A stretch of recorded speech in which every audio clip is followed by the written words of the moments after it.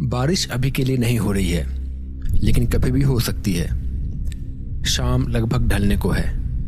आसमान में बादल फिर से बढ़ने लगे हैं। बारिश किसी भी वक्त हो सकती है और इसकी कोई गारंटी नहीं है कि कब हो जाए। मंदिर के सामने पुरोहित जी, नरेंद्र चाचा और समर खड़े होकर बात कर रहे थे।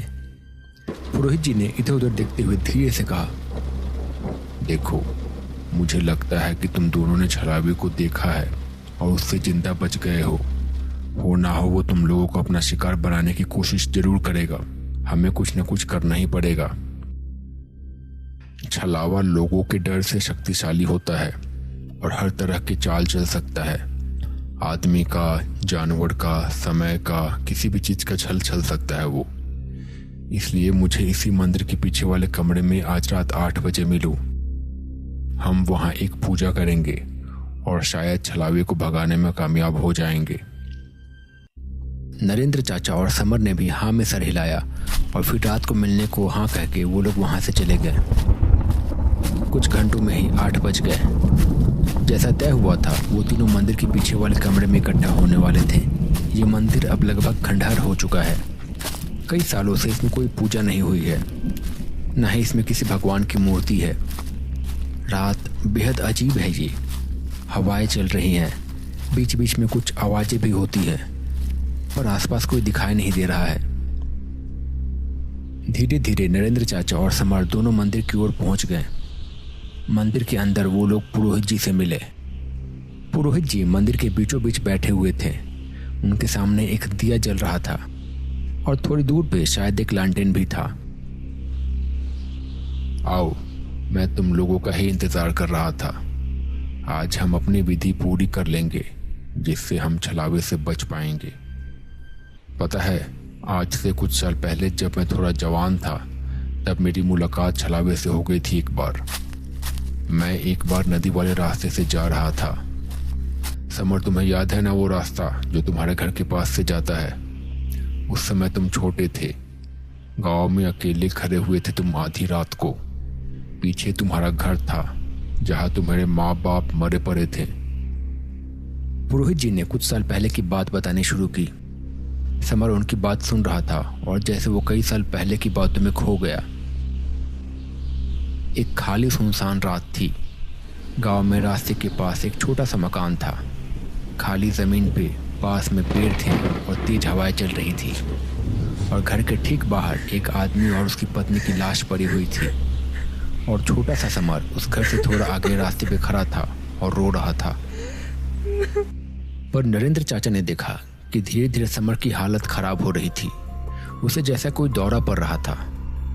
तभी नरेंद्र चाचा को याद आया कि समर के पिता की मौत तो उनकी माँ की मौत से बहुत पहले हो गई थी।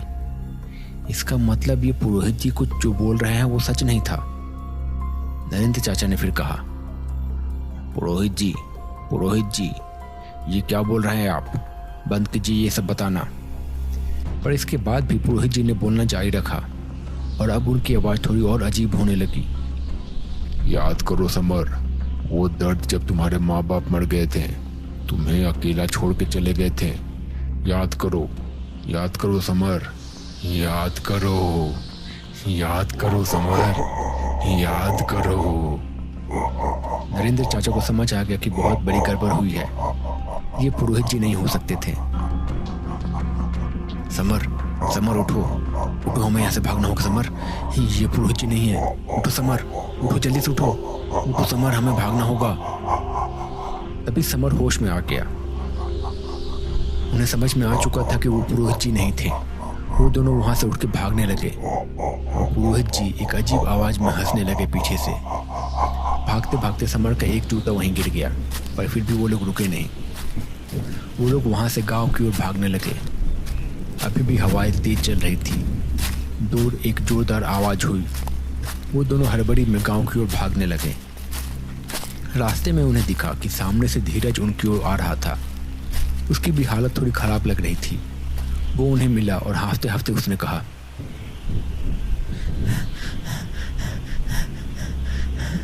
भाई चलो हमें पुलिस के पास जाना है। मैं अभी गांव की ओर से आ रहा था। मैंने देखा कि पुरोहित जी अपने घर में बंधे हुए थे और उनकी हालत बहुत खराब लग रही थी। ऐसा लग रहा था जैसे उन्हें किसी ने मारा हो। नरेंद्र चाचा और समर को समझ में नहीं आ रहा था कि धीरज की बात पे विश्वास करे या ना करे। कहीं ये भी तो छलावा नहीं था, पर पुरोहित जी ने उन्हें मिलने के लिए बुलाया था और फिर वो आए नहीं, तो शायद ये बात सच हो सकती थी। और इसके अलावा उनके पास कोई और रास्ता भी तो नहीं दिखाई दे रहा था। उन्होंने धीरज के साथ पुरोहित जी के घर जाने का फैसला किया। थोड़ी देर में वो लोग पुरोहित जी के घर पहुंच गए। धीरज की बात सही थी। उनके घर में पुरोहित जी रस्सी से बंधे हुए थे और उनकी हालत खराब लग रही थी। पुरोहित जी, आप ठीक तो है ना? ये सब किसने किया? बताता हूँ, पहले मुझे खोलो, मैं सब बताता हूँ। नरेंद्र चाचा पुरोहित जी को खोलने जा रहे थे, तभी समर ने उन्हें रोका और कहा, चाचा देखिए, इन्हें किसी ने बांधा हुआ है और मारा भी है, पर घर में एक भी सामान इधर उधर नहीं। नरेंद्र चाचा को भी समर की बात समझ आई। तभी बंधे हुए पुरोहित जी उन्हें देख के बहुत भयानक आवाज में हंसने लगे। वो पुरोहित जी नहीं थे, ये शायद फिर से छलावा था। उसने एक और छल किया था उनके साथ। उन्हें समझ में नहीं आया कि धीरज ने उनके साथ ऐसा क्यों किया। वो लोग धीरज पे गुस्सा करने के लिए पीछे मुड़े, पर वहां कोई नहीं था। ना धीरज था, ना वो घर था।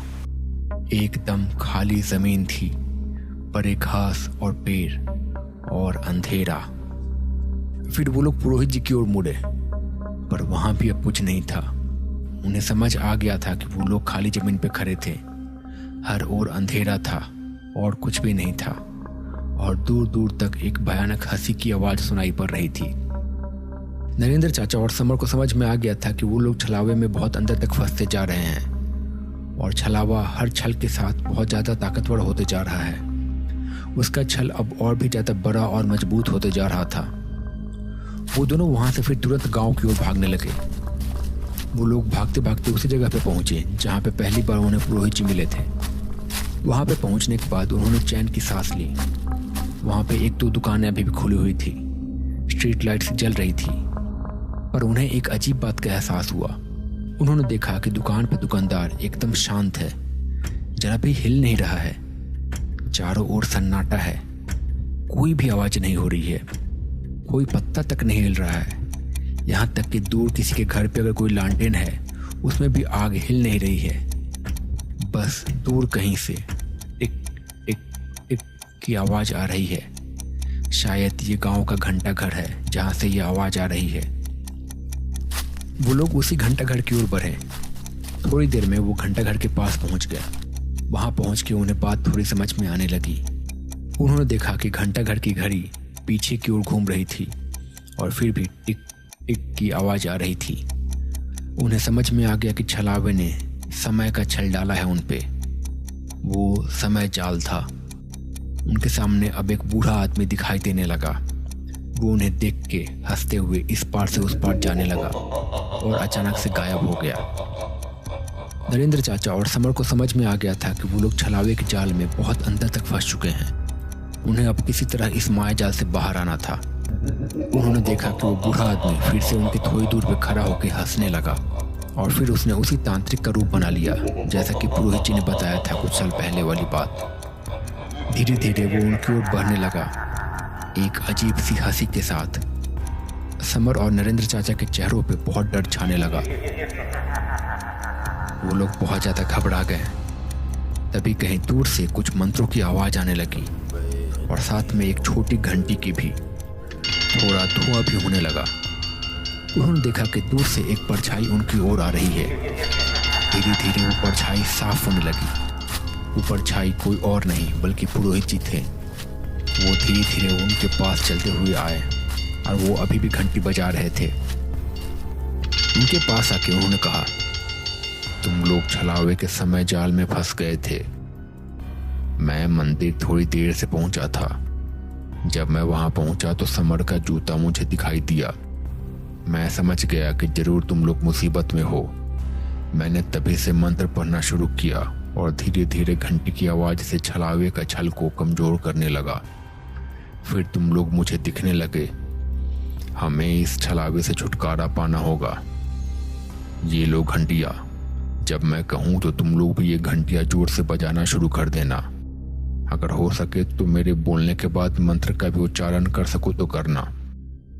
ध्यान रहे कि वो हमें फिर से भटकाने की कोशिश करेगा, डराएगा या फिर विचलित करेगा। यही उसकी ताकत है, पर हमें ध्यान भंग नहीं होने देना है।